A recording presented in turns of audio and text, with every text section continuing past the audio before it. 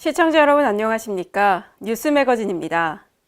앞으로는 PC뿐만 아니라 모바일에서도 정보 공개를 청구할 수 있습니다. 행정안전부가 국민이 보다 쉽고 편리하게 제도를 활용할 수 있도록 정보 공개 포털의 여러 절차와 방법을 개선했는데요. 이에 따라 스마트폰으로 정보 공개를 청구할 수 있고 시각장애인을 위한 음성 안내 서비스 등도 제공됩니다. 전라남도가 해마다 상습적인 침수로 어려움을 겪는 농경지의 피해를 예방하기 위해 배수 개선 사업을 시행합니다. 전라남도는 이를 위해 올해 국비 991억 원을 확보했습니다. 선정지구는 고흥 고흥만과 장흥 구룡, 광양 선소 등 전남 11개 지구입니다. 해당 시군 및 한국농어촌공사에서 면밀한 조사와 주민 의견 수렴을 통해 세부 설계를 실시한 후 연말쯤 착공할 계획입니다. 부산시가 폭염으로 인한 시민의 생명과 재산 피해를 최소화하기 위해 폭염 대응 종합대책을 마련해 추진합니다. 이 일환으로 폭염 방지 그늘막을 100여 개소 확대 설치할 예정이고 폭염 예방 캠페인을 실시해 시민들에게 폭염 대응 행동 요령을 적극적으로 홍보할 계획입니다. 또한 폭염에 취약한 노약자 등이 한낮 폭염을 피할 수 있도록 냉방시설이 설치된 경로단과 사회복지관, 주민센터 등 무더위 쉼터 1,006개소를 지정해 운영합니다. 경상남도가 장마철에 대비해 구제역, AI 등 가축 질병 등으로 조성된 가축 매몰지를 일제 점검합니다.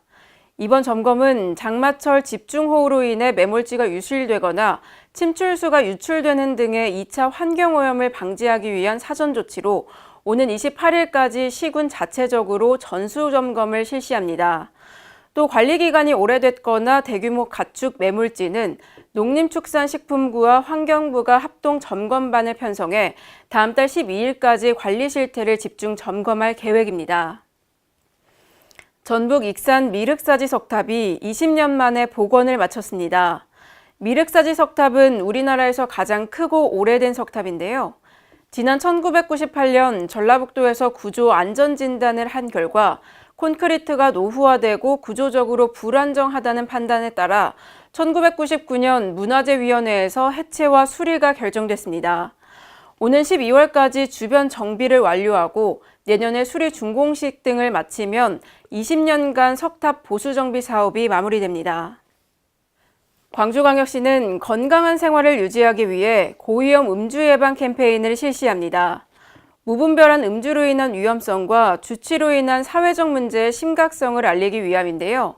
신일선 광주광역 정신건강복지센터장은 강력범죄의 30%가 주취 상태에서 발생하고 이로 인한 사회적 비용은 9조 원이 넘는다며 시민들 스스로 음주의 위험성을 인식하고 안전하고 건강한 생활을 유지해야 한다고 말했습니다. 이제는 장례식장 운영자가 이용자에게 의무적으로 거래명세서를 반드시 발급해야 합니다.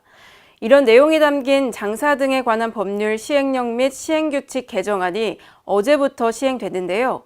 거래명세서를 발급함으로써 장례시설 사용 명세를 쉽게 확인할 수 있도록 해 이용자의 피해를 예방하기 위한 것입니다.